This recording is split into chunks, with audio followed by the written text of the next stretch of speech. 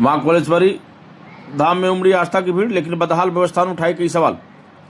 एकादशी तिथि के शुभ अवसर पर हंटरगंज प्रखंड स्थित विश्व प्रसिद्ध मां कोलेश्वरी मंदिर में रविवार को हजारों की संख्या में श्रद्धालु और पर्यटक दर्शन के लिए पहुंचे। दूर दराज से आए भक्तों ने माता के चरणों में शीश नवाकर सुख समृद्धि की कामना की तथा कई श्रद्धालुओं ने अपने बच्चों की लंबी आयु के लिए मन्नत के अनुसार मुंडन संस्कार भी करवाया। करीब 1850 फीट की ऊंचाई पर पहाड़ी की चोटी पर स्थित यह पवित्र धाम आस्था का बड़ा केंद्र माना जाता है। वर्ष भर यहाँ श्रद्धालुओं का तांता लगा रहता है और लोग माता का आशीर्वाद प्राप्त करने पहुँचते हैं। एक ओर जहां हजारों श्रद्धालु माता के दर्शन के लिए पहुंचते हैं, वहीं दूसरी ओर मंदिर परिसर और आसपास की व्यवस्थाएं बेहद लचर दिखाई देती है। श्रद्धालुओं के अनुसार मंदिर क्षेत्र में पीने के शुद्ध पानी, बिजली और पर्याप्त सुरक्षा व्यवस्था का घोर अभाव है।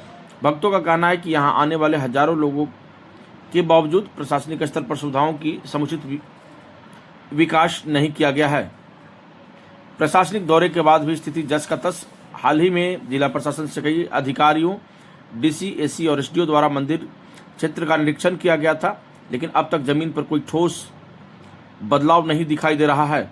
स्थानीय लोगों का कहना है कि अगर प्रशासन गंभीरता से पहल करे तो इस विश्व प्रसिद्ध धार्मिक स्थल को बेहतर पर्यटन केंद्र के रूप में विकसित किया जा सकता है।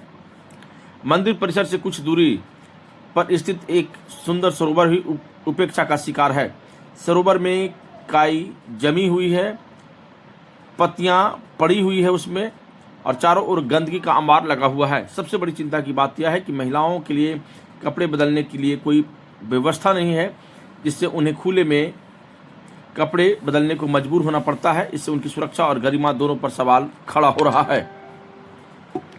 चलिए मंदिर की अंदर की स्थिति से आपको हम रूबरू कराते हैं। ये गर्भगृह से बाहर का क्षेत्र है, जहां पर बिजली नहीं है और सर्वत्र अंधेरा दिख रहा है। इससे आप अंदाज़ा लगा सकते हैं कि किस प्रकार से और किस तरह से जो जिला प्रशासन है, यानी कि डीसी साहिबा हो गई या एसी साहेब हो गए या अन्य अधिकारी और पदाधिकारी गण हो गए, सिर्फ उन्हें यहाँ पर आना होता है और यहाँ से जो पैसा मंदिरों में भक्तों के द्वारा जो दी गई होती है, उस पैसा को सिर्फ लेना होता है और इस पैसे का खर्च करने से उन्हें तनिक भी कोई मतलब नहीं होता। यहाँ तक के तो लोगों का यह भी मन में और सवाल उठ रहा है कि भाई इतने बड़ी रकम आने के बाद में भी इन रकमों को जिला प्रशासन के द्वारा बंदरबाट कर दिया जा रहा है।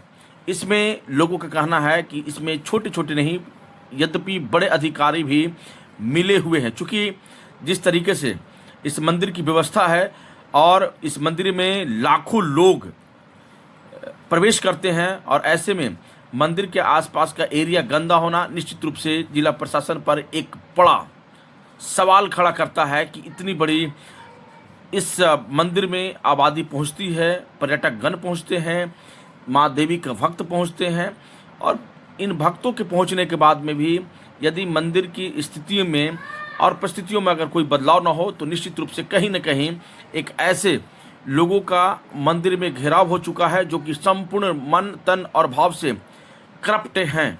यानी कि उनके अंदर में करप्शन इस कदर बढ़ गया है कि उन्हें माँ से भी तनिक भी गुरेज नहीं, माँ से तनिक भी डर नहीं, माँ से तनिक भी भय नहीं। वह किसी भी कुकर्म करने पर आमदा होने को तैयार हैं, क्योंकि विश्व प्रसिद्ध माँ कोलेश्वरी का मंदिर एक ऐतिहासिक मंदिर है। इसके पीछे इतिहास की बड़ी बड़ी घटनाओं का जिक्र किया गया है। यह मंदिर महाभारत काल से संबंध रखता है, क्योंकि यहाँ राजा विराट की नगरी हुआ करता था।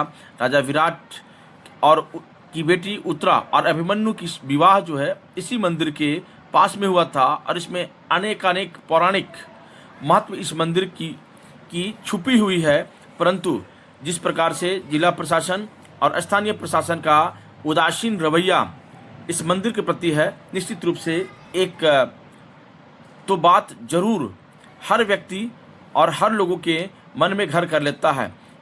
यद्यपि जो बाहर से आए हुए पर्यटक हैं, उनका साफ तौर पर कहना है कि कोलेश्वरी विकास प्रबंधन समिति वह पूर्णतः डेड समिति है।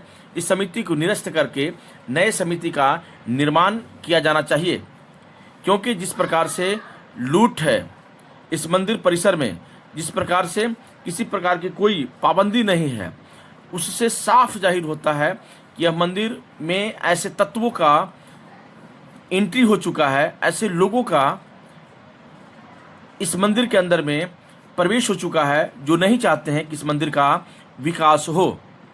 क्योंकि जिस प्रकार से यह मंदिर 1850 फीट की ऊंचाई पर, समुद्र तल की ऊंचाई पर अवस्थित है, ऐसे में मंदिर की भव्य और भागिमा देखने के बाद ऐसा महसूस होता है कि यह मंदिर दिव्य है, भव्य है और इनकी पौराणिक महत्ता और पौराणिक जो चीज़ें हैं एक दूसरे से मेल खाती है।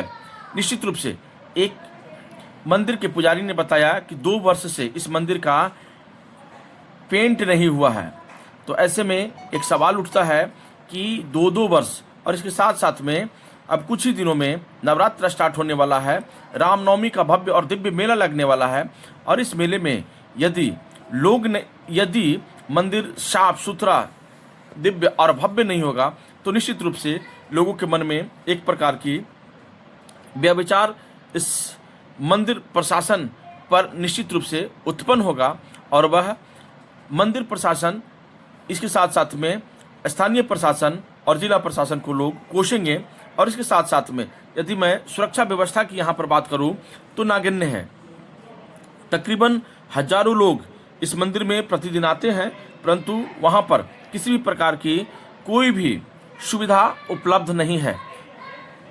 जितने भी भक्तगण आते हैं वह मोटे रुपया दान के रूप में देते हैं, परंतु सबसे बड़ा सवाल यह दान का रुपया जाता कहाँ है, इस दान के रुपये में कितने लोग जो हैं अपने आप को आगे बढ़ा रहे हैं, पला रहे हैं, पोषा रहे हैं। निश्चित रूप से हर व्यक्ति के मन में इस प्रकार का सवाल खड़ा होता है, क्योंकि मंदिर यह एक सार्वजनिक संपत्ति है, मंदिर एक सामाजिक संपत्ति है जिसमें समाज के हर वर्ग के लोग यहाँ पर पहुँचते हैं और अपना यथानुसार, अपना इच्छा अनुसार दान दे करके अपने आप को और अपनी संतानों के लंबी उम्र और इसके साथ साथ में अपना मन, तन और भाव को सुखी रखने के उद्देश्य से आते हैं।